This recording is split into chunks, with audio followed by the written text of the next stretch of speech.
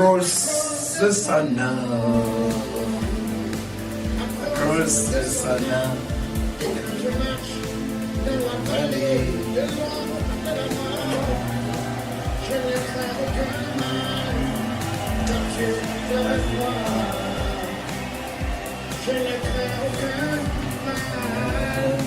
Culture is 80% of our economy in Kenya. So I can advise them to do agricultural courses. They take the agricultural courses. Yeah, they take the agricultural courses. Iko pesa. Iko pesa. Oh, umeona pesa. Lakini unajua wewe ni mwana biashara. Yeah. Iko pesa. Make a date with me every Monday to Friday, 7:15 to 9:15 in the morning here at the Farmers Media, the breakfast show. Let us start the day right here. This is Noana Sia.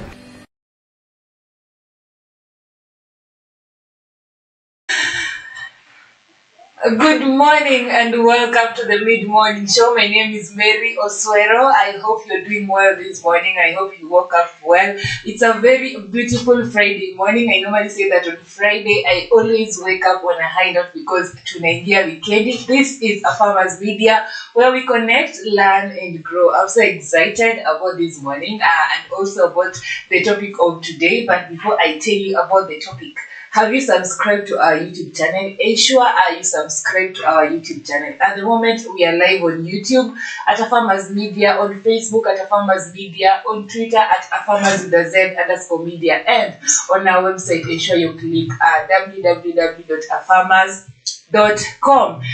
Join us as we end the week. This is the last day of the week. This breakfast show has been a very beautiful show for the whole of this week. I've been doing it for the whole of this week. It's been an amazing experience with you guys.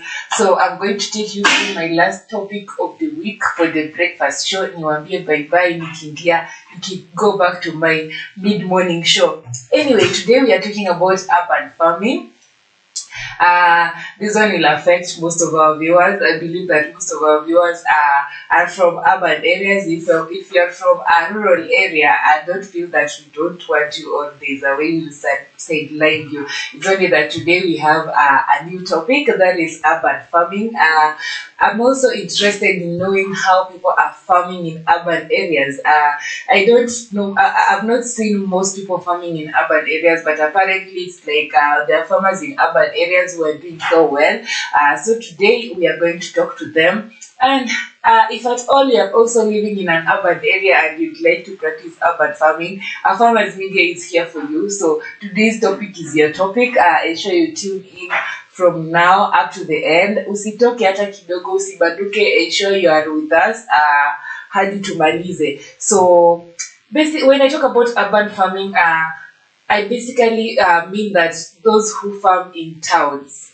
Those who farm. When I talk about a town, I don't mean like town ya Ushago, you know.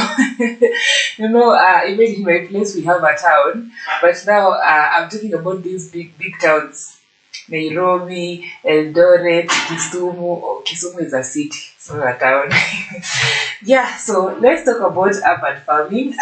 First of all, so many things have been happening about the devolution conference that happened, I think, the day before yesterday.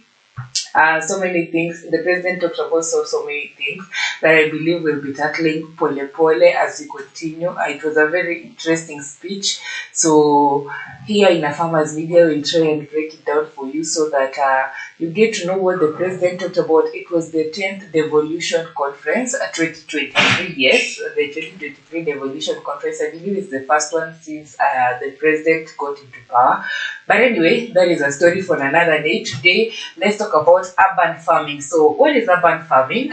You as a viewer, you can tell us, what is urban farming? What do you understand by the term urban farming? Or just the moment you hear urban, you just assume that those people, they always buy transported food. Yes, it's true. Most people living in the urban areas, they just take the transported food, the ones that have been transported from the rural areas, zimelala kwa barabara now, and then when they get to towns is when they buy them. They are not normally so fresh. But today I want to encourage you to practice urban farming. So urban farming is basically the practice of cultivating, processing and distributing food within a city or urban area. It involves growing various crops, raising animals. Don't just feel that when I talk about urban farming, it's just a matter of just growing sukuma wiki in a certain tin. Even in urban farming, they also raise animals and even poultry, or even cultivating fish in limited spaces like rooftops, balconies, community gardens, and vacant lots. So urban farming helps increase access to fresh produce, reduces the carbon footprint associated with food transportation, and promotes community engagement. Actually, it's a sustainable approach that contributes to local food security and the overall greening of urban environments. So, when you live in an urban area, let me challenge you. You can even have fish. You don't really need to go buy fish from the markets. You can even cultivate your own fish. I know you're wondering how. See, the fish just needs a good water. It doesn't need to be a big water body. You can create your own small water body, maybe in your rooftop, and then you're good to go. So urban farming even promotes cultivating of fish and also the rearing of animals. So there are significance or even importance of urban farming that I'm going to tackle with you, because this urban farming is very, very important. It helps you as a person living in the urban area. You can avoid calling people from home every now and then that they should send you fish, they should send you omena, they should send you sukuma wiki. Urban farming is the way to go. So here are some of the significance of urban farming. The first one is food security and accessibility.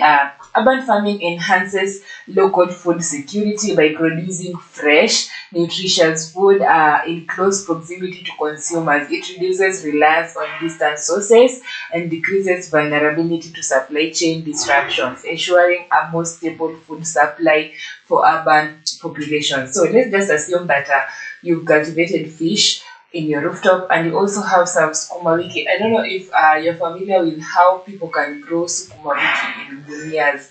When you talk about a gunia, I hope you will understand what a gunia is. Yeah, there are some bags, especially those ones that are used to pack maize. You can pick one, and then you put some soil into it. That is the fertile soil. If you want good crops at the end of the day, because now you're practicing urban farming, you're depending on that gunia. And then you make some holes on the cover of the gunia. After you place the soil, you make some holes, then you plant your sukuma wiki there. You plant each one hole contains one root of sukuma wiki.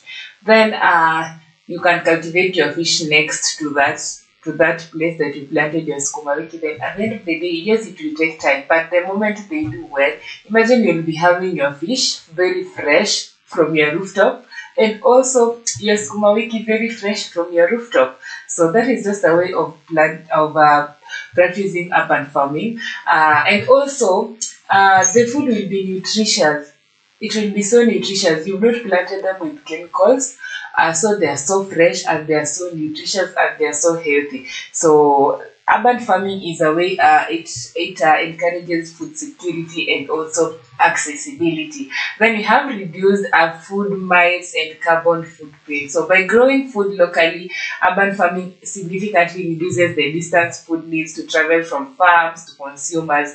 This reduces transportation related emissions, decreasing the carbon footprint of the food system. So when food is being transported from rural areas, definitely they're using different means of transport, like maybe lorries. Actually, mostly they use lorries, or even if they want to transport just a small portion of food for you, like they want to transport maybe fish for you from your place maybe to town.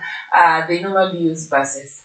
Those lorries, they emit some gases. So can you imagine your food has been on the way maybe for like 10 hours and they've just been consuming that gas? It's not healthy. By the time it gets to you, as much as you'll be washing it, it will not be so clean. So when you practice urban farming, you'll be having food just next to you. You don't need to go struggle going to the market. You don't need to spend money as now you're transporting your food from the village to town. You can just pluck your sukuma wiki just next to your door there. So urban farming is so perfect. At the end of the day, you'll be having fresh food. You don't need to travel the food. They don't need to transport the food for you. You have your food just at your doorstep. Then you have community engagement.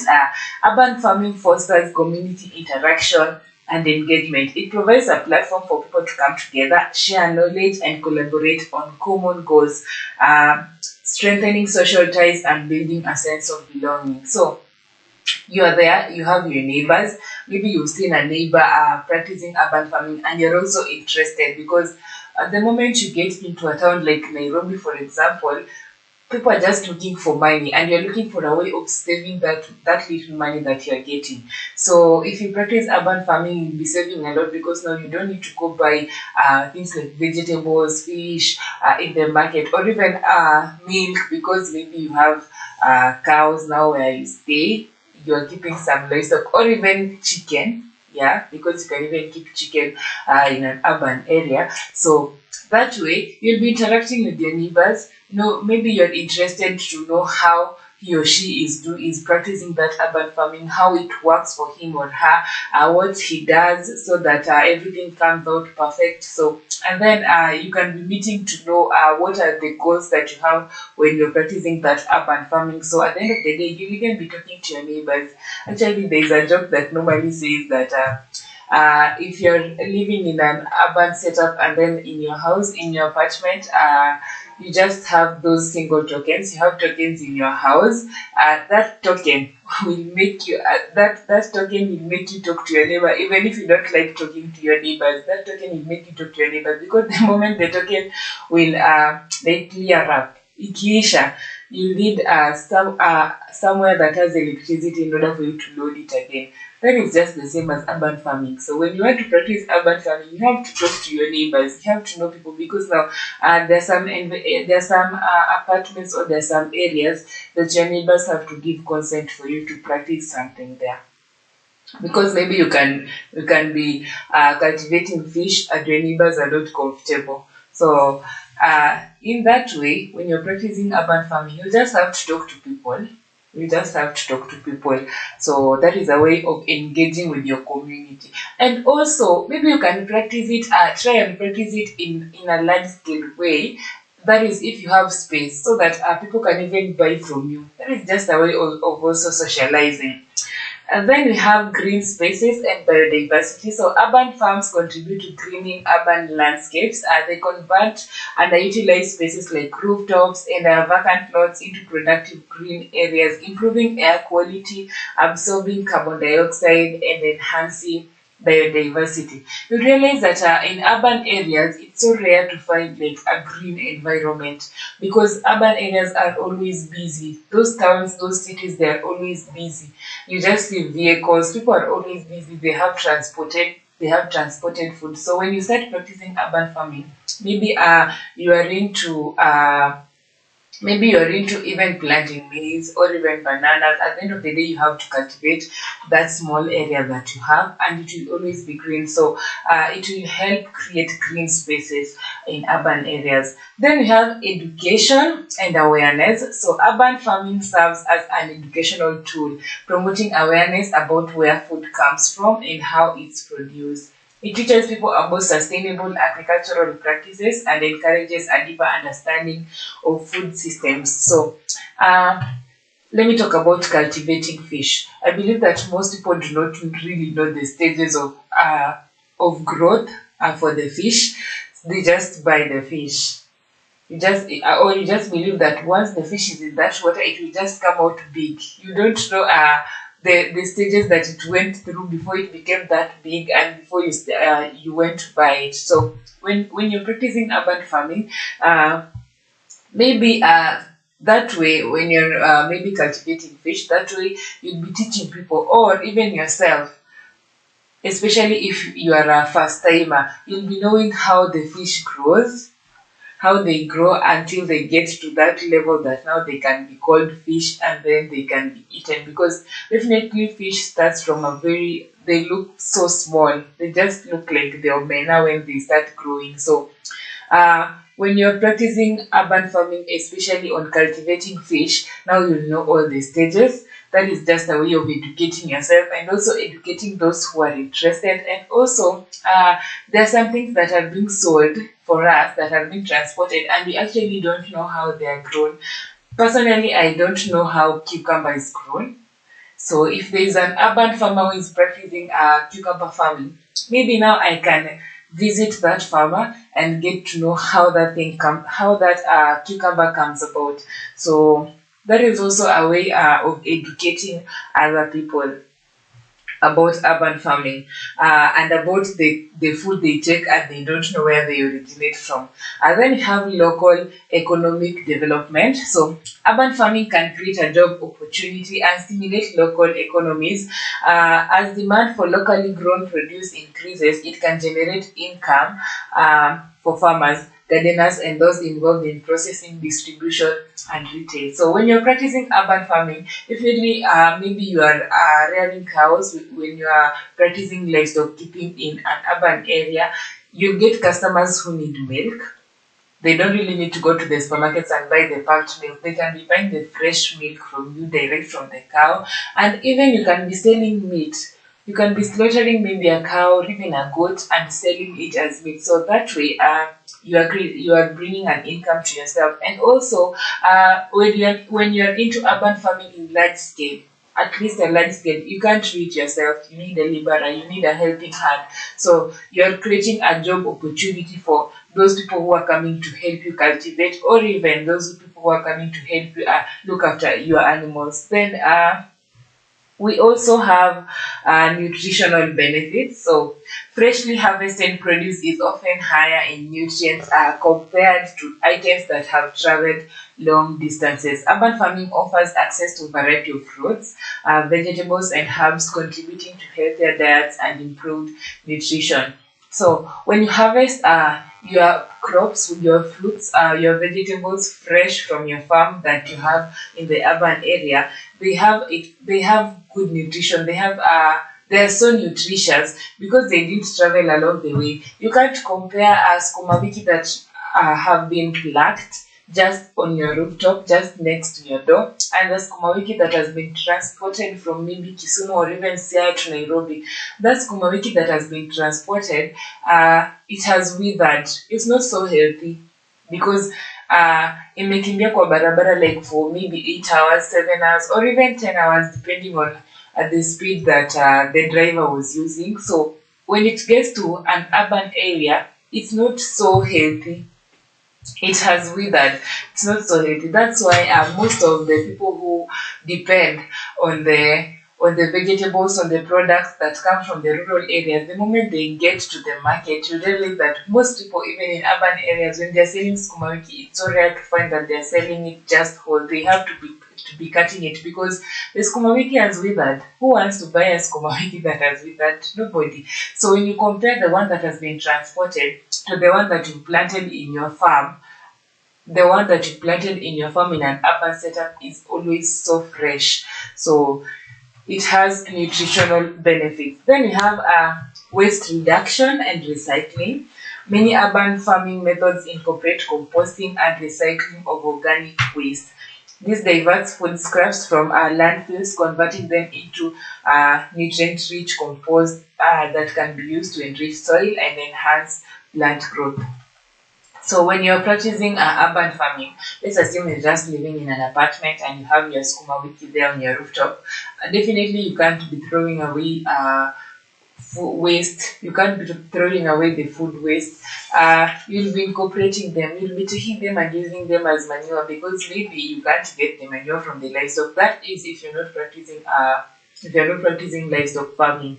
So you will not be wasting any waste that you have apart from the plastics, because now the plastics can decompose. Any waste from even food materials that you have, you'll keep them and use them as manure. So in that way, you're reducing you are recycling the waste, and you're not even polluting the environment, because at the end of the day you are using the waste for a good purpose.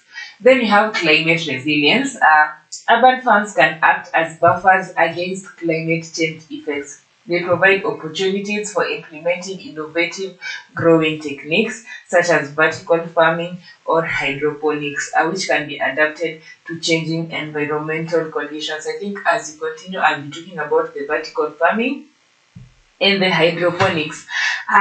Then we have aesthetic and social value. Urban farms beautify urban landscapes, that is so obvious, and transform vacant spaces into productive environments. They contribute to the aesthetic appeal of the city while also offering spaces for relaxation and recreation. So when you're practicing urban farming, I'm just taking an example of a ranch that a farmers media recently visited, the Fred's ranch. The Fred Obachi is practicing urban farming, which is so it's a beautiful experience. So in his ranch, definitely people can go and relax.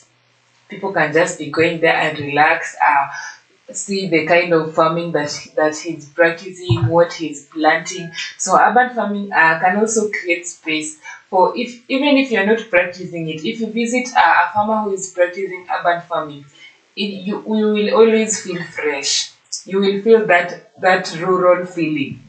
You feel that you're in a village. That area is always fresh, it's always green, and it's always beautiful. So it makes even the urban setup to be so beautiful.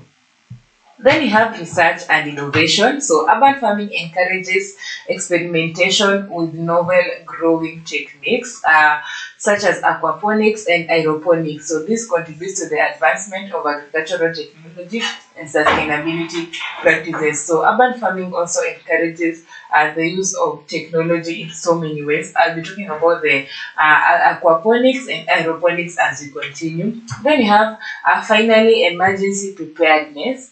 Urban farming can play a role in emergency situations by providing a local source of fresh foods during a crisis or natural disasters when traditional supply chains might be disrupted.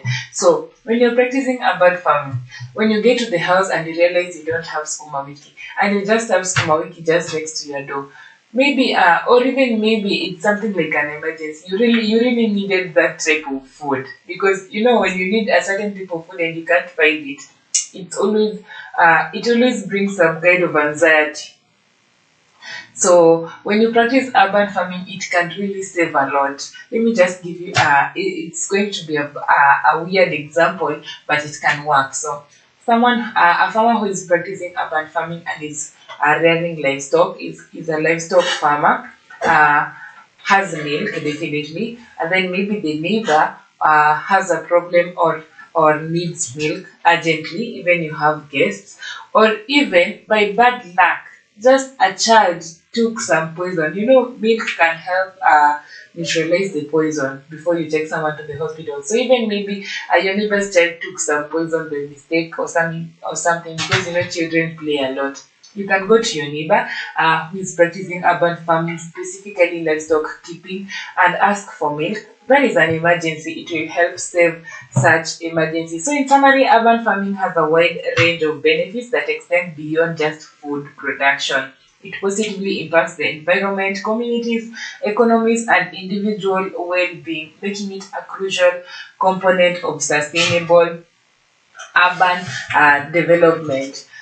Yes, so those are some of the significance or even the benefits of urban farming. We are still live on YouTube at Farmers Media, on Facebook at Farmers Media, on Twitter at Farmers with a Z underscore media, and on our website www.farmers.com. Ensure you subscribe to our YouTube channel and be part of our family, and also follow our Facebook page and join our Facebook family. We're always happy to welcome new members. We don't call you guests, you are family members. Now you are new family members. The moment you're already in, now you are a fully welcome family member. So we encourage you to subscribe to our YouTube channel and also follow our Facebook page, and also click on our website if you want to know more about Farmers Media. So let's move to the historical context and origins of urban farming. Definitely, when you talk about something, there's somewhere it originated from. That's why even in high school you have history. There's somewhere each and everything originated from. So I know you as a farmer, you might be interested in knowing where did this urban farming originate from? Who started it? How did it start? There must be a way that it started. So let's look at the historical context and origins of urban farming. The first one, you have ancient civilizations. Urban farming dates back to ancient civilizations like Mesopotamia, where the hanging gardens of Babylon showcased a form of urban gardening. So, in ancient Rome, rooftops were used for small scale cultivation, and some homes had private gardens. So, you see where these things started?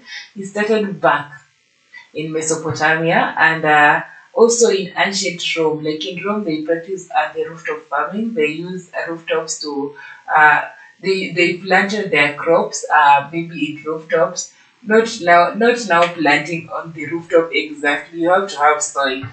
Just like I was telling you, you can put some soil maybe inside a bag, a gunia. Let me just call it a gunia, and then you put your skuma wiki. You farm your skuma wiki there. So, in some areas, they also had, that is in Rome, in some areas, they also had private gardens. You see, these kitchen gardens that you have, not everybody lives in an apartment in an urban setup. There's some people who still have compounds. So, that's a small compound that you are renting. You can practice urban farming just, you can even have a kitchen garden next to your house.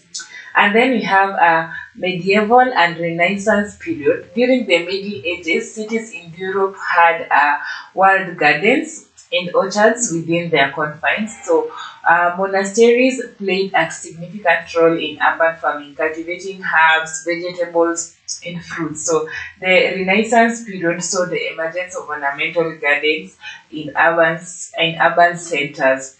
Then you have victory gardens during World Wars. I think now hapa naweza kuwa familiar nayo kidogo because at least I learned about World Wars.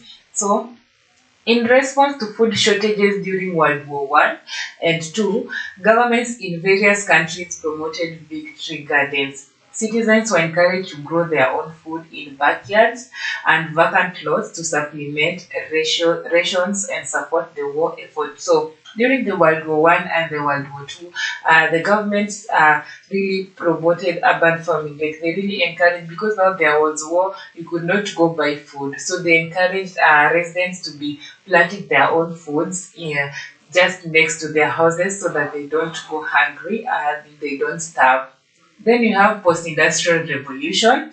The industrial revolution led to mass urbanization and increased separation between rural and urban areas. So as cities expanded, green spaces were often sacrificed. However, some urban dwellers continued to maintain small gardens and farms within city limits. So there are areas where some years back, or even in the previous generation, cities were just green, but now it got to a point that they needed roads, they needed factories to be working, they needed different offices because now we were moving to a different generation. So as that was happening, there are some farmers who still dwelled in their small gardens. They still practice urban farming in their small gardens in any opportunity that they got.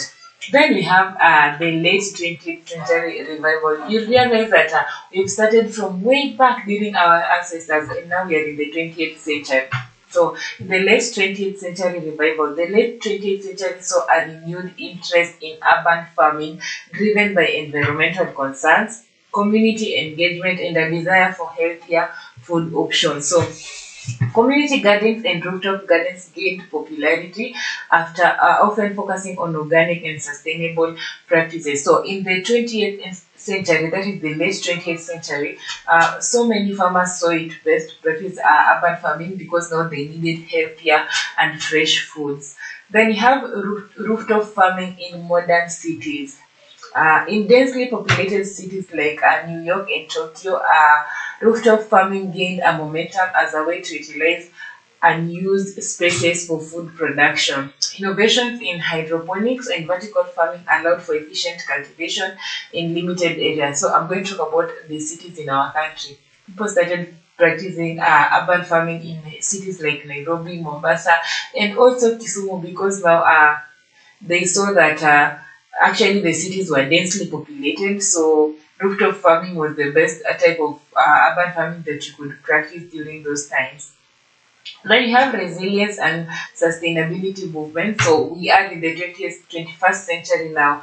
The 21st century brought a focus on resilience and sustainability in urban planning. So urban farming was recognized for its potential to enhance food security, reduce carbon emissions, and promote local self-sufficiency. So in the 21st century, that is when they realized that practicing urban farming can help promote food security, and it also reduces carbon emissions, and it promotes a local self-sufficiency. So at least there was food in the cities, there was food in the urban areas, and then they could reduce carbon emissions since now they didn't transport food. That is in the 21st century. Those who are practicing urban farming were not transporting food from the rural areas to the urban areas. No, their foods were always fresh and healthy. So the next one is integration with architecture. So contemporary urban farming has incorporated architectural design with green roofs and vertical gardens, becoming integral parts of new buildings. This integration blends food production with urban aesthetics. Just like I mentioned before, now those who are practicing urban farming, they know their areas are normally green and beautiful. The moment you just step into their farms, you feel you're in a village, you feel you're in a rural setup. So it makes an urban setup so beautiful. Then you have tech-driven innovations. Advances in technology, including the IoT, that is the Internet Things, and automation have facilitated urban farming. Controlled environments, smart irrigation systems, and data-driven crop management have improved efficiency and yields. So when technology now came up, and now we had even internet, it made practicing urban farming so easy, because now you can even learn so many things from online before you start practicing urban farming. You don't feel that you're taking a big risk when you venture into urban farming, because now you've learned so much from even the internet, and you also know the machines that you can use to help promote your type of farming. Then you have global movement and policy support. So urban farming has gained recognition as a global movement. Many cities have implemented policies and initiatives to support urban agriculture, such as zoning regulations that promote community gardens and urban farms. The next one, we have crisis response and resilience. So events like the COVID-19 pandemic highlighted the importance of local food production and supply chains. That is very true. Urban farming's role in providing fresh produce during times of crisis further underscored its significance. So during the COVID-19 pandemic period, there was no like moving around. You were supposed to be quarantined in your houses. Though not everybody can just stay in the house the whole day. But now, if you were practicing urban farming, because not so many people went out to work, people were working from home. You could not really, when you are a farmer who is practicing urban farming, you were safe because now you had food just next to your house. You had enough food. You didn't need to struggle the way so many people were struggling during the COVID-19 pandemic. You were quarantined, but you had your food.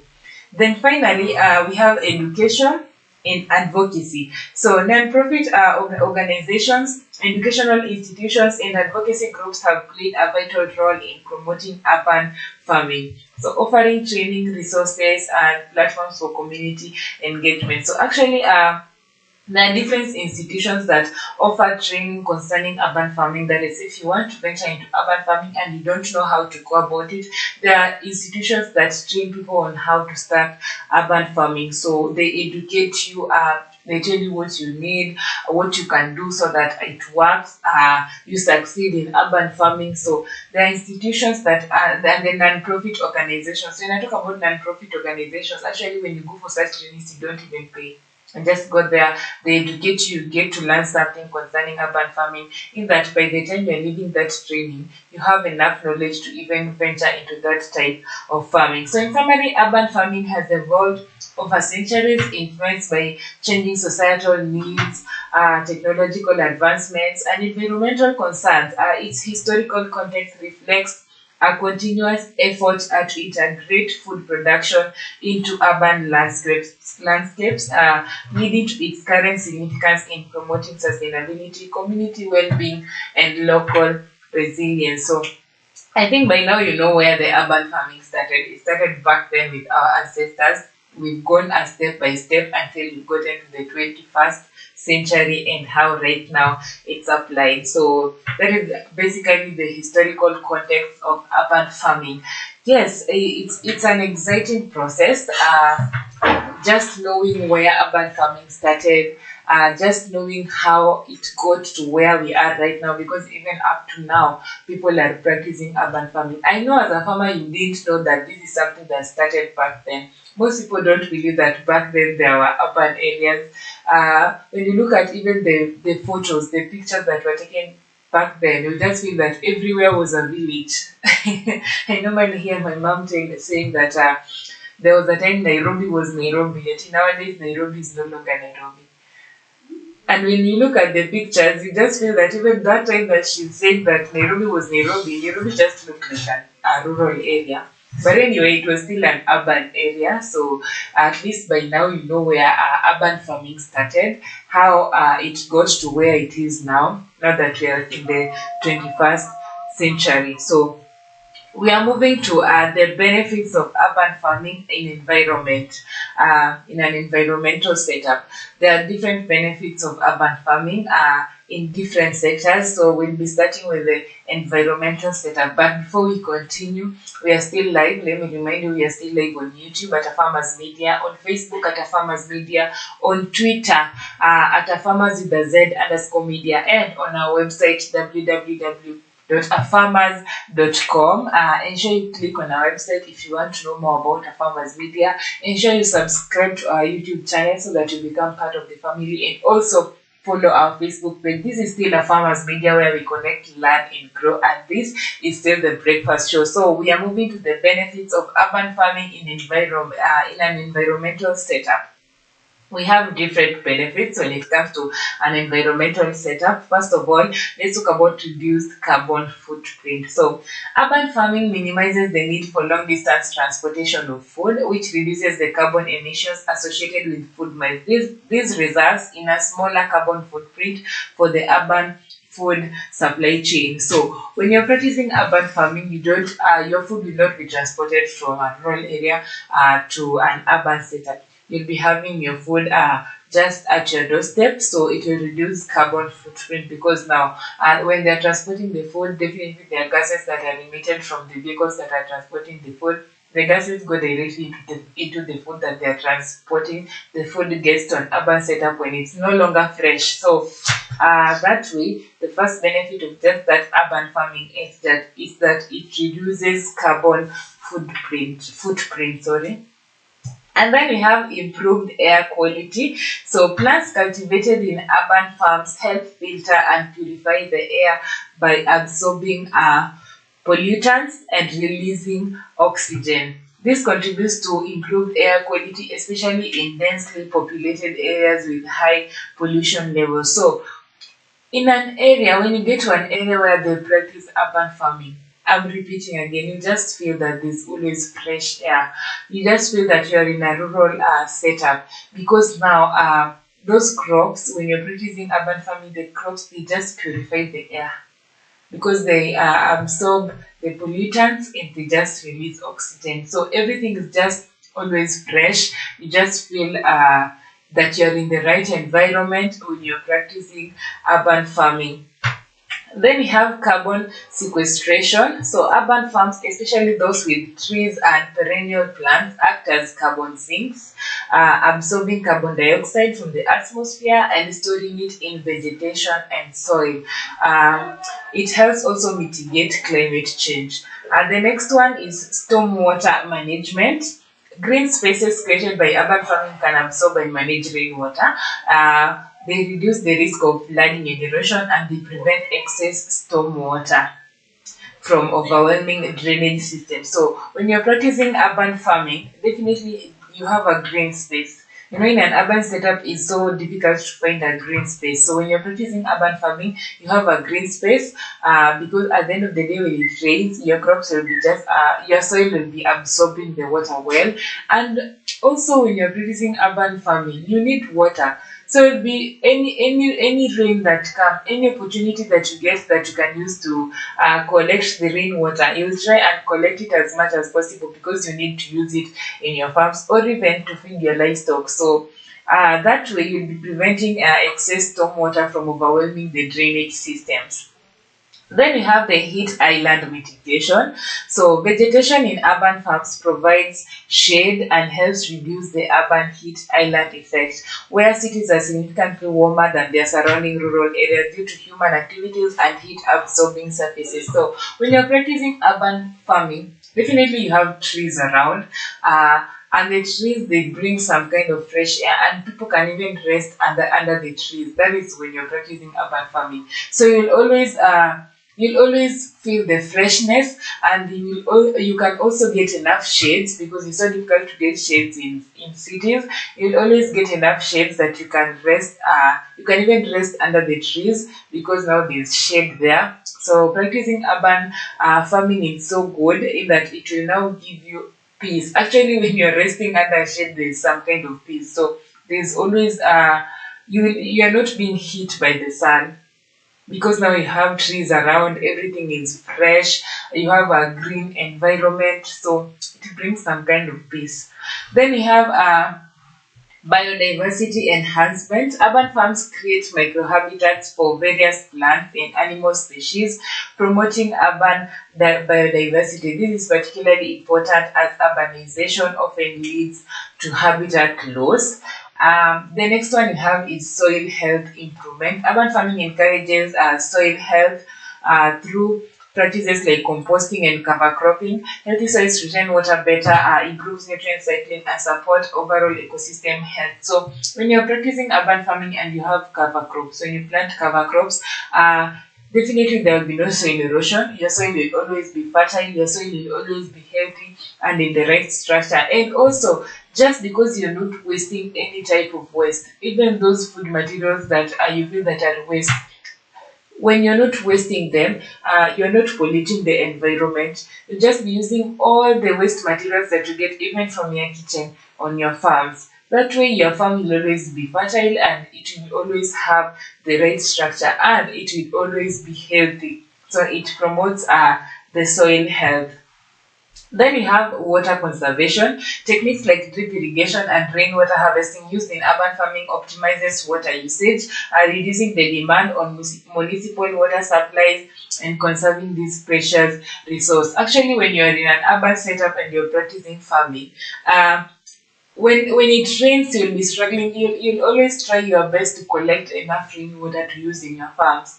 And also, you'll try and practice, even if it's not raining, you'll try and practice different types of irrigation like drip irrigation because you need your plants to do well, because at the end of the day you depend on those plants, not like the rural area where even if your plants don't do well, you're sure that even if you go to the market, the ones that are at the market are direct from the farm, they have not been transported, so they're still fresh. Now when you're in an urban setup and you're practicing farming, you'll need that water. So you try your best to irrigate your farms and you'll be saving so much water. Then you have waste reduction.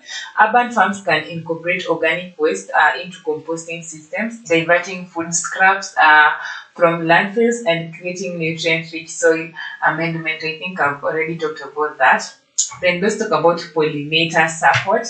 Urban farms that include flowering plants attract pollinators like bees and butterflies, supporting pollination for both cultivated crops and wild plants in the area. So when you have flowers in your farm, definitely there will be bees, because bees are just like pollinators that will be taking the pollen grains from one plant to another. So actually when you're practicing urban farming, you should try and even have flowers in your farm. I don't know if you've ever seen how sunflower farms look like. They always have so much bees.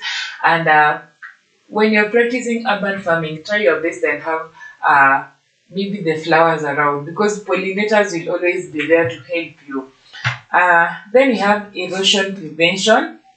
So the vegetation cover of urban farms prevents soil erosion, preserving the topsoil and maintaining soil structure for long-term agricultural productivity. So when your soil is always well structured, you will be sure that you'll be using that farm for quite a long time, and it will always do well because now you're at the moment your soil is well structured, it can be well structured for such a long time.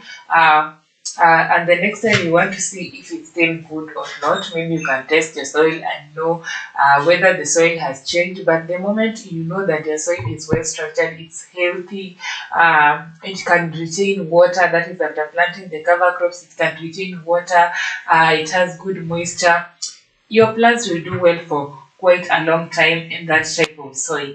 Then we have habitat restoration. Urban farming can involve the restoration of degraded areas, transforming them into thriving ecosystems that provide habitat for various wildlife species. I think that is self-explanatory. We have educational opportunities. Urban farms often serve as educational tools, teaching residents about sustainable practices, local ecosystems, and the importance of biodiversity conservation. So, when you're an urban farmer, definitely people will want to learn from you. That is why people visit your farm to know how you do it. How do you practice urban farming? Everybody will always be interested in knowing how you practice urban farming, how it works for you.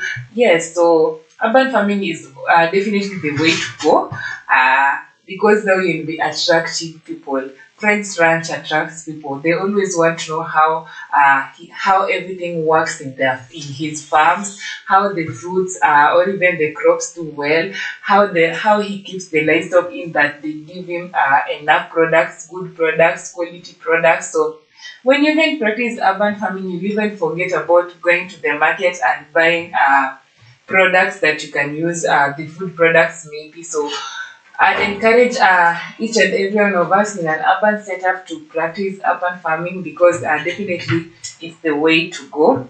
Then we have localized resource circulation. Urban farming closes resource loops by utilizing organic waste as compost and producing food locally. So this minimizes the need for external inputs and water disposal. Then we have resilience to climate changes and also model for sustainable living. Let me just explain a little bit about model for sustainable living. Urban farms set an example for sustainable urban living, inspiring residents to adopt eco-friendly practices in their own lives and homes. So in summary, urban farming's environmental benefits encompass multiple aspects of sustainability, from reducing carbon emissions to enhancing biodiversity and conserving water resources. So that is how urban farming affects, or that is the effect or even the benefits that it has on an environmental setup. Anyway, I'm going to take a short break. When we come back, we'll be discussing some of the benefits even to us as the social beings and even others.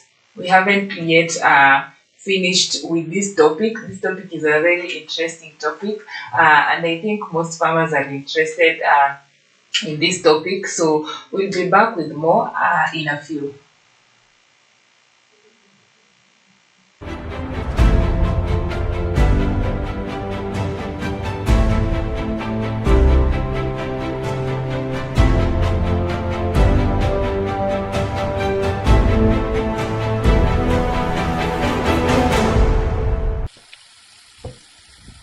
Drip irrigation is a type of micro irrigation system that has potential to save water and nutrients by allowing water to drip slowly to the roots of the plants, either from above the soil surface or buried below the surface. The goal is to place water directly into the root zone and minimize evaporation. This system is very efficient because it delivers water directly to the plant roots, reducing water waste. It's often used in arid regions or during periods of water shortage, but it's also used in more temperate climates for its efficient and conservation benefits.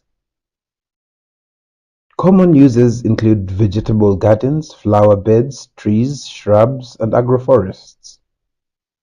It can be set up for both small-scale home gardens and large-scale agricultural operations. The system requires a water source, a method to distribute the water, usually tubes and hoses, and emitters which control the amount of water delivered.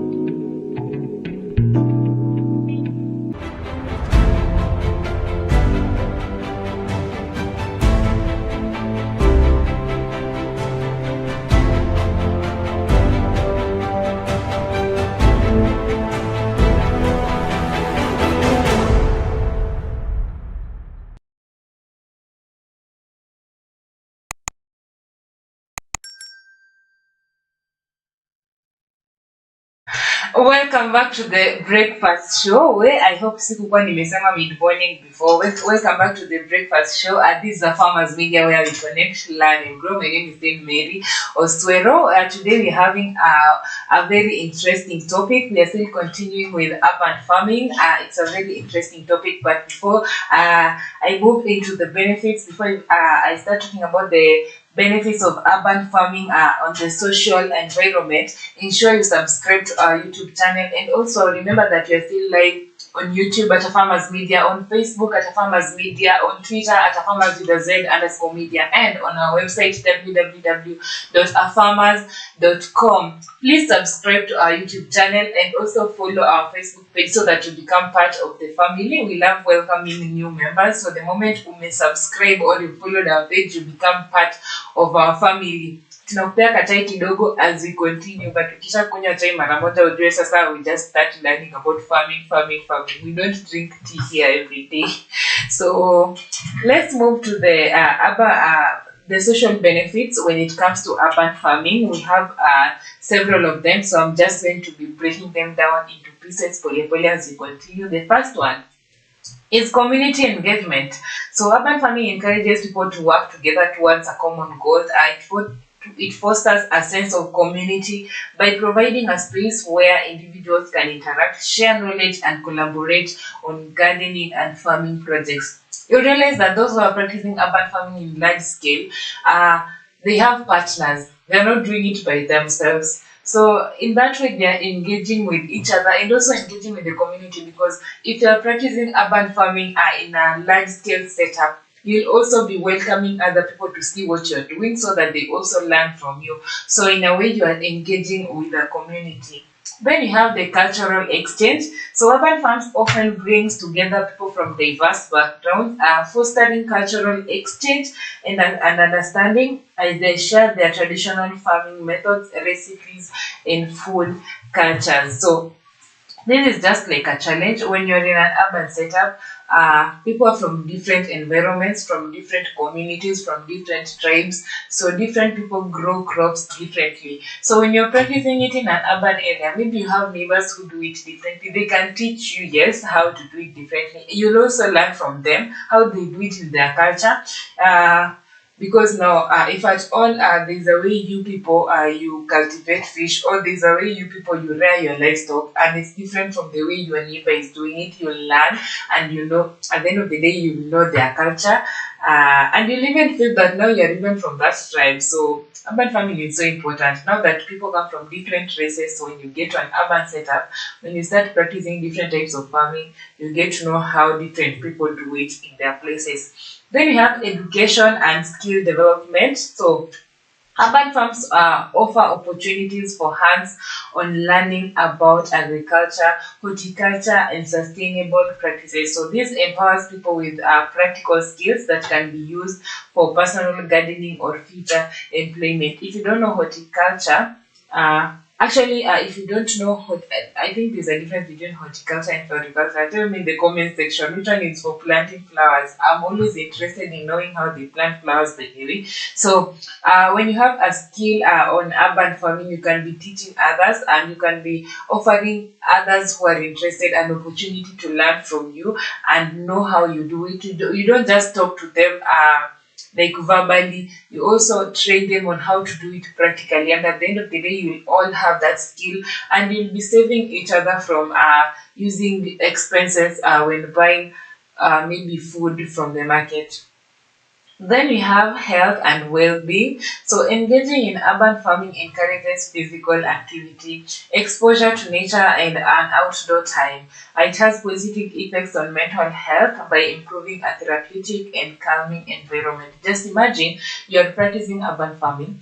Every day you're always going to the farm, maybe to weed or even to do something, maybe even to milk your cows. That is a way of exercising. It's a physical activity. And then if you have trees in that farm, you can, even if you are tired, maybe you're from work, you're so tired, you can be resting under that tree, because the trees provide shades. So you can be resting under that tree and just relax. So it's so therapeutic. When you practice urban farming in an environment and you have trees, you can rest under the shades. You can rest on the shades. You feel so relaxed. And actually, it's just therapeutic, by the way. And then, and it's good for your health. The moment you're just resting, relaxing, and just that's also a way of just thinking about so many things that you can do. That's when now you can even think big. You can't think big when when you're just there and you're not relaxing. You can think big once your mind relaxes. You start thinking clear. So it's good for your health. Then you have access to fresh foods. Urban farming increases access to fresh and locally grown produce, especially in areas with limited access to grocery stores or healthy food options. So this is particularly beneficial for low-income neighborhoods known as food deserts. Actually, there are areas that for you to get food in an urban area, for you to get food, you have to work for quite some time before you get food, or you have to order. You have to order online. So when you're practicing urban farming, it's so easy for you to get your food fresh and locally just next to your door. It's something that you planted. It's something that is in your compound. Even if you're renting a compound, you can make use of that compound. Actually, those who have the privilege of renting a whole compound, please make use of that privilege and use that soil well, plant your crops there so that you avoid the expenses of going to buy vegetables and other food products from the market. Then we have nutrition and diet improvement. So by offering fresh fruits, vegetables, and herbs, urban farms can contribute to healthier diets and improved nutrition. This can lead to reduced rate of diet-related diseases in urban populations. When you have your fruits, your vegetables, your livestock, you have your milk there in an urban setup, definitely you will always be healthy. You'll not be suffering from malnutrition. You'll not be suffering from these diseases that are caused by the lack of enough nutrition, because now you have a balanced diet. You have maybe maize, you can use that for ugali. You have your vegetables there, and you have your livestock. You can use that for meat, or even drink milk, because milk is also a protein. So you'll not be suffering from these diseases that are caused by lack of enough nutrition. Then you have empowerment and ownership. So, urban farming empowers individuals to take control of their food production, fostering a sense of ownership and responsibility. It provides a tangible way for the people to contribute to their own sustenance. When you have a farm in an urban area, I know you are feeling proud. You're always feeling good because imagine at the end of the day, you're the one who is not going to the market. You're not going to the market because why? Because you have your own food. You feel good. You feel that you own a certain place. You feel that you're producing your own food. Some farmers will even feel like a small god. Now you're the one who produces your own food and people can even buy from you. So it brings some sense of power and it also empowers you to take control of your food production. Then you have youth development. So, urban farming initiatives often involve youth programs that teach teamwork, responsibility, and environmental stewardship. These experiences can positively impact young people's personal growth and life skills. So, when you're practicing urban farming, definitely most of them involves youth. That's why I was saying that it also creates employment because you realize that maybe just a young man has moved from the rural area to come look for a job in the city and then you employ that person, that youth. So that way he'll be learning a lot from you. And there are also programs actually, youth programs, because you know in the city everybody has us, but a bigger percentage is the youths. Youths are the ones who are hustling the most in urban areas. So when you have programs for urban farming for the youth, they can easily attend and know how to create employment for themselves without struggling. Then you have local economy support. So urban farming can create a job opportunity in various roles, from farming and gardening to processing, distribution, and sales. It stimulates local economic development by generating income within the community. So when you're practicing urban farming, just like I had said before, you need laborers. So you don't only need laborers who will work in your farm. That is, if you'll be supplying this food to maybe other places, you need someone who will be supplying the milk for you. That is, you've also created employment there. You need someone who will be packaging even the meat for you, or even just slaughtering it. You need someone. You need a hand. So it can create employment in so many ways. So another one, you have civic participation. Urban farms can act as catalysts for civic engagement and activism, and they often become platforms for discussing broader urban issues such as food justice, sustainability, and neighborhood development. I'm just trying to imagine that maybe there's a debate about urban farming. As an urban farmer, definitely you will go there because you know so much about urban farming. You can discuss food justice and also the neighborhood development. You can tell people about the importance of this urban farming. It can help you, it can help your neighbors. It encourages other farmers to also practice urban farming, so it's so important. Then we have intergenerational connections. So urban farming provides a space where different generations can interact and share knowledge. Elderly individuals often have valuable gardening experience to pass to younger generations. When you sit maybe with your grandparents back at home, for you, you are living in an urban setup, but your grandparents can explain to you how to plow even a kitchen garden. They tell you how you can do it in an urban area. So in a way, your different generations give each other ideas, so it's so easy to practice with the knowledge that you have from the previous generation and how they used to do it. You can apply the same knowledge that they have given you and use it in urban farming. Then you have beautification and sense of place. So urban farms are transform vacant lots and unused spaces into vibrant green areas, contributing to the overall aesthetics of the neighborhood. And this enhances the sense of place and pride among residents. When you're in an area, when you've rented an area. A house or even a compound, and you realize that the compound is always idle, there's nothing that is happening there that is so productive, you can take advantage of that. You start farming, you start planting your crops there. Even if you can't have livestock, at least plant something. Plant vegetables. It will make the place so beautiful. It will make the place so lively because now at least there's an activity that is going on there. We have social inclusion. Urban farming projects can promote social inclusion by involving marginalized groups, refugees, and immigrants. It provides a platform for them to contribute to the community and establish connections. In Kenya, we have, I think, refugee camps. If only they could advise those people to practice urban farming, because mostly they're always in an urban setup. Maybe they can have their sukuma wiki in a gunia, maybe just in front of the camps, yeah, so that they create their own food. They just don't wait for the government to bring in them food. So you can use maybe refugees or even immigrants or even the marginalized group. After you train them, they get to know how to practice urban farming, and they can now depend on themselves and they don't wait for people to bring for them food. Then you have community resilience. Urban farms enhance community resilience by creating spaces where people can come together during the time of crisis or emergencies and providing mutual support and resources. I think I already talked about that.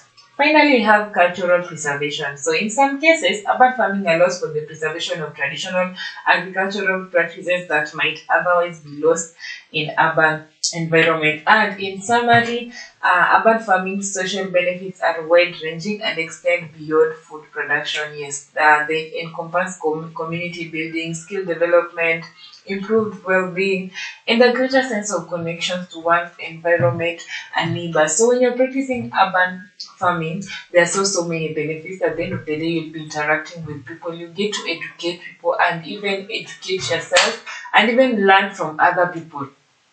It doesn't end in food production. It doesn't really end in food production. You'll be interacting with people, you'll get new skills even from other farmers.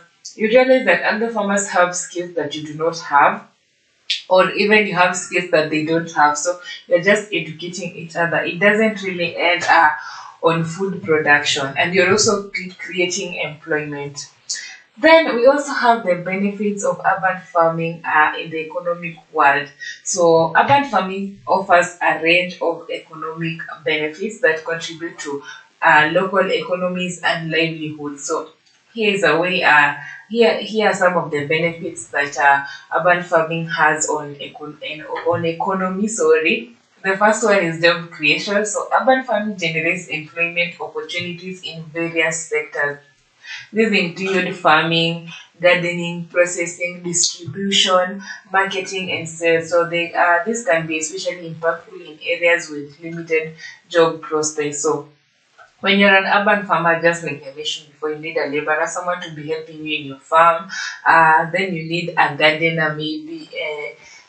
That laborer can be working in the garden and also helping you to milk maybe your cows, and the processing and also the packaging, because you need to be packaging your products before you take them to the market, and also the sales. You need someone to do for you the sales.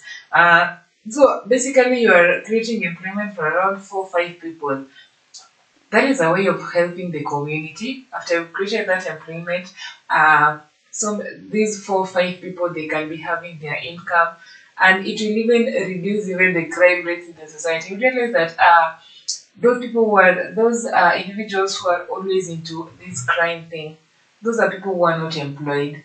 So when you start practicing urban farming and you employ around 4, 5, 6 people, you've reduced even the crime rate. Then we have local income generation. So by producing and selling food locally, urban farming injects money directly into the local economy. This supports businesses and residents, creating a cycle of economic activity. Nowadays, they tax like almost everything. They tax like almost everything. So when you're practicing urban farming and you're always producing and selling your food locally, you're injecting money directly to the local economy. They'll be taxing that money and also helping other citizens with the money. Yes, and you're also helping yourself because you'll be getting the income also, and it will be helping you grow and even increase maybe your products. Then you have small business development. Urban farming can serve as a launching point for small scale entrepreneurial ventures. Individuals can start businesses related to niche produce, value-added products, or specialized farming techniques. So, when you're practicing urban farming, you can start a small business. This is what I mean by a small business. Maybe you're into livestock keeping. Now you start selling that milk in small quantity. That is a small business, or even you just become a vegetable vendor. Yeah, just become a fruit vendor or a vegetable vendor. That is also a small business. So you have your farm, but you're also venturing into these small businesses. Then you have value added products. Urban farmers can transform their produce into value added products such as jams, sauces, pickles, or baked goods. This diversifies revenue streams and allows for higher product pricing. When you have cows, you can get so many products from the cows. Can you imagine you have meat? You can make sausages or even smokies out of them. And then milk, you can make yogurt. So you're selling the homemade yogurt. So many people love homemade yogurt, the natural yogurt, even the mala. Like people love such. So you'll be having the natural ones made locally, and you'll get so many customers because you realize that so many people love the naturally or even the locally produced products. Then you have tourism. Oh, not forgetting, even when you're having fruits, you can even make gems out of the fruits. Even groundnuts, you can make peanuts out of the groundnuts. So practicing urban farming has so many advantages compared to the disadvantages. The next one is tourism and agritourism. Successful urban farms can attract visitors interested in learning about local food production. So agritourism activities like farm tours, workshops, and farm-to-table dining can generate additional income. I've been giving an example of Fred's Ranch. Fred is a successful urban farmer. So that is why the farm attracts visitors. Everybody wants to know how he does his thing. Everybody is interested in knowing where he started, how he's been doing, if it is successful, what can they do to make theirs also successful. So if you manage to be a successful urban farmer, you will attract so many visitors. It will be like a tourist attraction. And who doesn't love visitors? Everybody wants just visitors and guests. So you'll be welcoming so many people, and it will feel so good when you're just educating other farmers who are interested in knowing how you started and how you maintained up to where you have reached. Then you have retail and farmers markets. So urban farmers can sell their products at local farmers markets, creating direct sale opportunities and reducing reliance on the intermediaries. This strengthens the local food economy. So when you have your products, you can be taking them yourself direct to the market, and you have your specific customers. So at the end of the day, you don't be remaining with any food products. You would have sold everything, because when you're taking to the market directly, so many people will want to buy from you because they know your food is locally made, your food is locally produced, and so many people love locally produced products. So you'll get so many customers, and you won't even be remaining with even the food that you can eat by yourself. So it's an advantage to be having your own produced food products, or even vegetables, the ones that you've gotten from your farms, and then you take to the market directly, and people buy. You get good income. Then you have reduction of food imports. So as urban farming contributes to local food production, it reduces the need for food imports from distant regions. This can lead to cost savings for both consumers and businesses. So you don't need to use so much money to transport food from the rural areas to an urban setup. When you have your products, now you're reducing even the need for food imports, because now people will be buying from you instead of buying the imported food. The next one, you have green jobs and training. The emerging field of urban agriculture creates a demand for specialized skills in areas like hydroponics, vertical farming, and sustainable practices. So training programs and educational institutions can offer courses to develop these skills. There are courses that are there that can help you when you want to practice urban farming. So if you're willing to go to school and learn, there are courses that are there. They can teach you how to start, how you'll be going about everything, how to handle the challenges, how to take the risks, the advantages, the disadvantages, so that by the time you're venturing into the urban farming field, you know what to expect. Then we have property value enhancement. So the presence of urban farms can increase property values in neighborhoods, making the area more attractive for residents, businesses, and investors. Actually, in your area, where you reside in an urban setup, if all of you decide now to be planting your crops, to start urban farming, you'll even be attracting investors. They want to buy from you, they want to invest in whatever you are doing. So many people will want to come and do business there. Maybe now they can be taking the food from you and selling to the local market. Then we have real estate development. So urban farms can be integrated into real estate projects, adding an appealing and unique aspect on, on residential and commercial properties. Real estate is not all about housing. It's not all about just having houses and now you're practicing real estate because now you have houses. You can even practice just farming. That one is also a real estate business. You can even practice farming. So don't always believe that real estate is just all about housing. Farming can also be practiced there, and then that one can also just be a real estate business. In fact, now this farming as a real, in fact also practicing farming as a real estate business is now the best, because now you'll be getting so much money, and it's money that it's always recurring. Then we have local supply chain. So as urban farms supply fresh produce to local markets, they can contribute to building resilient local food supply chains that are less dependent on external sources. And finally, we have economic diversification. Incorporating urban farming diversifies the local economy, reducing dependency on a single industry and creating more resilient economic foundations. Now, you don't really need to depend on the food that is transported to an urban setup, because now you can get your food locally. So in summary, the urban farming's economic benefits go beyond immediate food production. They encompass job creation, income generation, and business development, and the stimulation of various sectors within the local economy. Just to remind you that this one is just the part one of urban farming. Next week, I think Noah now will be here, and he'll be back with the part two. Let me not say there will be no part two. No, he'll be back with the part two of urban farming. It's been a week of just having the show for him, but it's been a beautiful experience, because now at least I'm learning more about the breakfast show. It's a unique show actually, so welcome you to continue tuning in to the breakfast show. So we have types of urban farming. There are several types of urban farming practices also, each with its unique methods and each with its benefits.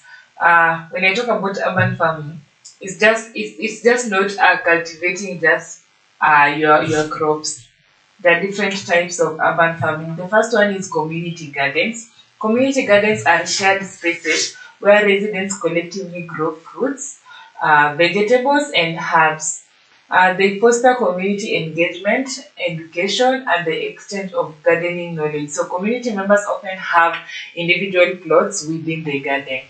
So this is whereby maybe you are in a compound, you've rented in a compound, but now you have several neighbors, and maybe your landlord, let's call him or her your landlord, has given you some small spaces that you can use maybe to plant maybe your crops there, your vegetables. So that is what we call community gardens. So you use those small spaces that you've been given by your landlord in that compound, and then you plant your crops, you plant your vegetables, you plant your fruits.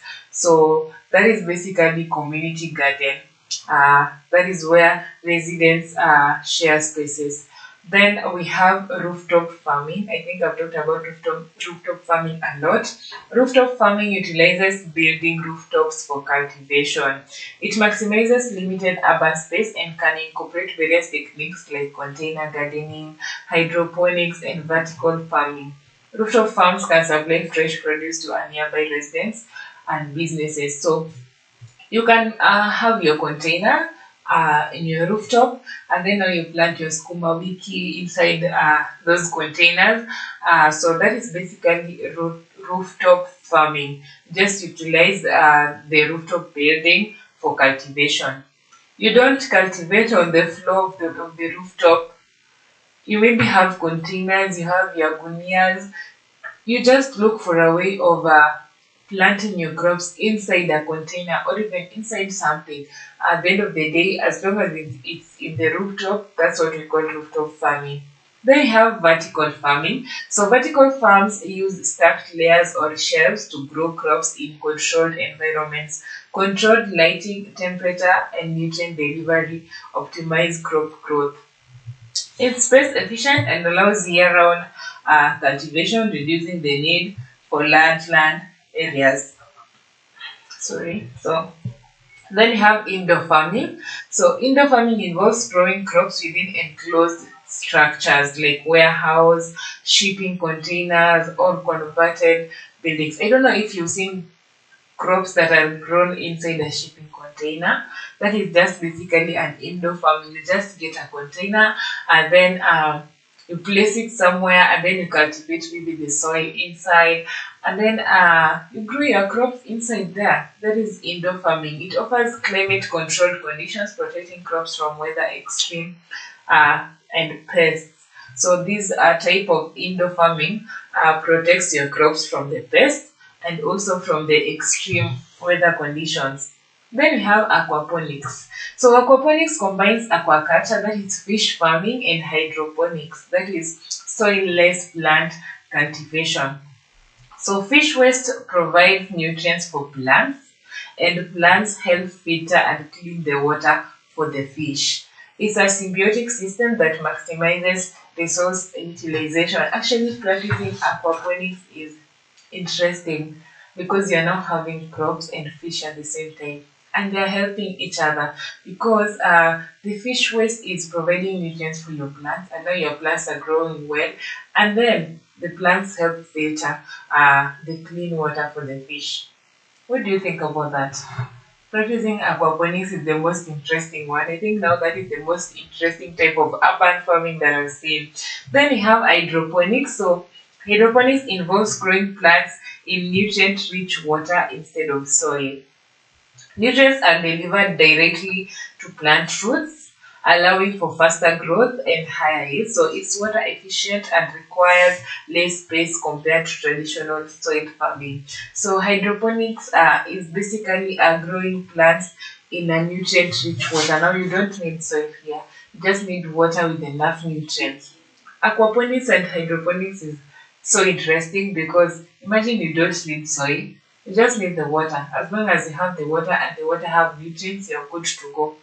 Then we have window and balcony gardening. So individuals can grow herbs, small vegetables and decorative plants in containers on windowsills or balconies. This type of gardening is accessible for those with limited space. I've seen so many, let me not call them farmers, so many people just practicing this window and balcony gardening and they're just having flowers there to beautify their balconies. But today, let me remind you that now you can even grow your vegetables in your balconies and they will still grow well. And at the end of the day, you'll have them and eat them. Then we have urban orchards and food forests. So urban orchards consist of fruit-bearing trees and shrubs planted in public spaces or private yards.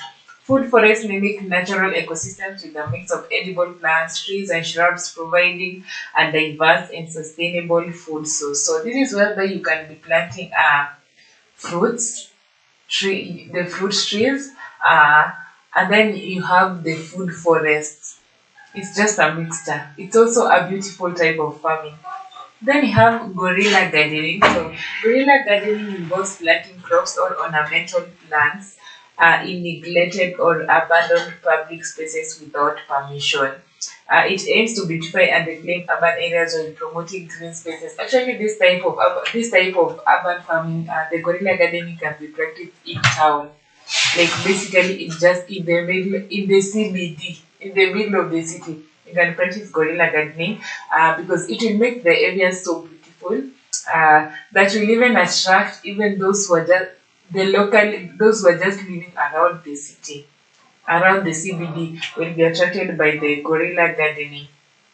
Then you have school and institutional gardens. So many schools, universities, and institutions have gardens that serve as educational tools for students and promote sustainable practices. If at all you practice agriculture in high school, definitely you know that you went to the farm. You are given small portions, because you have to be given small portions. You are given small portions to be cultivating your crops in. So that is what we call school and institutional gardens. There, you just plant your crops. I think mostly it was when KCSE was approaching. You plant your crops, and then at the end of the day, they mark it. It's an exam. Yeah, if you practice agriculture in high school, you know that you're given a small garden, you're given fruits or even seedlings to plant there, so that at the end of the year or at the end of the season, they know what to mark, whether you did well or you did do well. Then you have commercial urban farming. So some urban farms operate as commercial ventures, selling produce to local markets, restaurants, and grocery stores. They can encompass various methods like hydroponics, vertical farming, or traditional soil cultivation. If you've been to Nairobi town, you realize that there are restaurants that are just for greens, just the natural. It's just a natural restaurant that they just prepare foods naturally, and the foods are normally green. They have lime rice, they have guacamole. If they are selling chicken, they are selling the kienyeji chicken. So you might be wondering where they get such products from. Just to remind you that there are farmers who are practicing urban farming, and that is where they get their products. So it's also a way of creating market for your products. Then you have horticultural therapy gardens. These gardens are designed for therapeutic purposes, providing a calming and nurturing environment for individuals dealing with physical or mental health challenges. I think Uhuru Park was once a horticultural therapy garden. I don't know if it has changed now, but there was a time it was a calm garden, and if you could sit there, even if you're stressed, you'll feel relieved because it was always so calm. There was no so much noise, and it had fresh breeze. So I don't know if there's a change right now, but sometime back it was just a horticultural therapy garden. Then finally, we have market gardens. So market gardens focus on growing high value crops like specialty vegetables and herbs for direct sale at a farmer's market, restaurants, or through subscription programs. There are also apps actually that actually there's an app. I think I've just forgotten the name, but I'll be back with the name next time.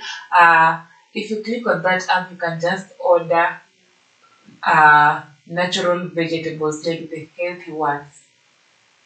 I think they just grow. That organization just grows vegetables, and then they have an app that if you want the kienyeji vegetables, if you want the healthy natural vegetables, you can order from them. So each type of urban farming has its own set of advantages and challenges, but collectively they contribute to local food production, environmental sustainability, and community engagement in an urban area.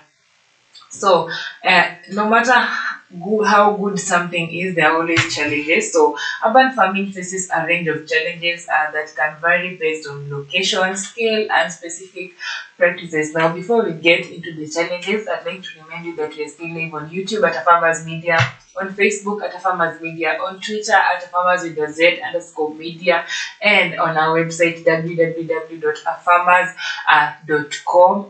This is the Breakfast Show, and my name is still Mary Oswero saying, let's move to the challenges of urban farming. The first one is limited space. Definitely, there's always limited space in an urban setup. So, urban areas often have limited available land, making it challenging to find suitable areas for farming. Highland coast can further impede the establishment of urban farms. There's always limited space in an urban setup, in that even if you want to practice large-scale farming, you cannot manage to do that because you just have that small portion. Unless you buy a land, which is also so expensive in an urban setup. So that is a main challenge in urban farming. The next one, you have soil quality and contaminants. Urban soils may be contaminated with pollutants like heavy metals or chemicals from previous industrial activities. So soil testing and remediation efforts may be necessary before cultivation. Before you cultivate your land in an urban setup, please ensure you test your soil, because in an urban setup there are factories, there are industries, like there are so many carbon emissions that come from factories that manufacture different products. So you might end up cultivating in a soil that you think is good and healthy, yet it had already been contaminated by maybe heavy metals and even pollutants and even chemicals from the industrial activities. The next one is zoning and regulations. So zoning regulations may not always accommodate agricultural activities in urban areas, posing legal challenges for establishing and operating farms. Actually, there are areas that you're banned maybe from visiting, you're banned from stepping on, and you realize that such an area can your crops can do so well in such an area, but now because there are rules and regulations and you'll be told that you can't step in that particular land, it becomes a challenge. Then you have access to water. So urban farms require consistent access to water for irrigation, which might be limited or costly in some areas. That's why I was saying that when you're practicing urban farming, any opportunity that you get, anytime it rains, you have to try your best and collect enough rain, because in an urban setup you have to buy water. Then you have lack of infrastructure. The absence of necessary infrastructure such as proper drainage systems can lead to flooding, erosion, and waterlogging. Then you have pests and diseases. So high population density in urban areas can lead to increased pest pressure and disease transmission among plants. So in an urban setup, there is always high population. So that way, maybe that high population, you never know where someone came from. Maybe they have collected a disease on their way from somewhere, and now they're stepping on your farm. The disease will just be spreading, even the pests will just be spreading in your farm. We have lack of knowledge and skills. Successful urban farming requires specialized knowledge and skills, which may not be readily available to all potential urban farmers. Someone may just be venturing into urban farming and he or she hadn't even attended any training. She doesn't have any knowledge concerning urban farming, but she's just doing it because she's seeing people doing it. So lack of knowledge and skills is also a challenge. Then we have limited sunlight. Tall buildings and shadows in urban areas can limit the amount of sunlight that reaches plants, impacting growth and productivity. You can't be telling the buildings to move. Once they are built, they are built. So at the end of the day, your plants will be struggling to get sunlight because the buildings can't move. They can't be removed from that place. So it's upon you to struggle with your crops. So that is also another challenge. Then we have noise and pollution.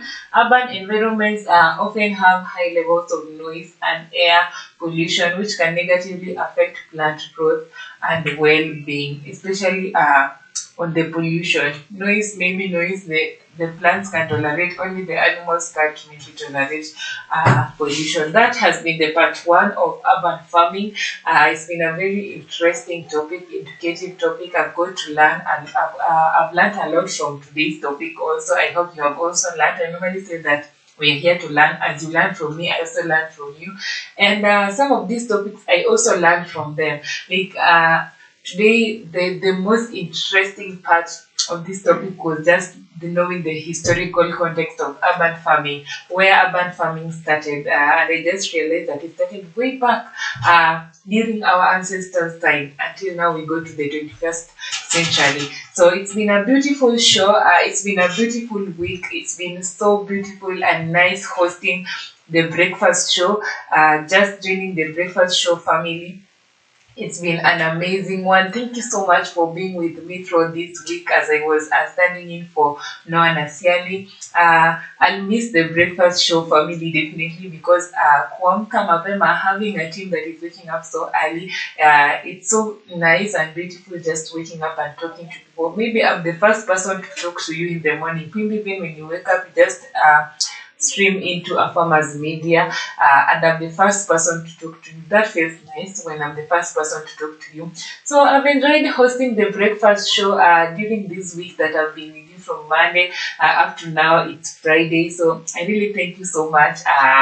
For maybe I haven't done it maybe the way Noah has been doing it, but you've kept it going with me, and I hope you've been enjoying the show. This has been a farmers media where we connect, learn, and grow, and we still have amazing experiences. Now from next week, you'll be having Noah here. I'll be going back to the mid-morning show. I hope you'll also move from the breakfast show to the mid-morning show and still continue watching our shows. I'd like to thank my director Dottie, who has enabled this to happen this week.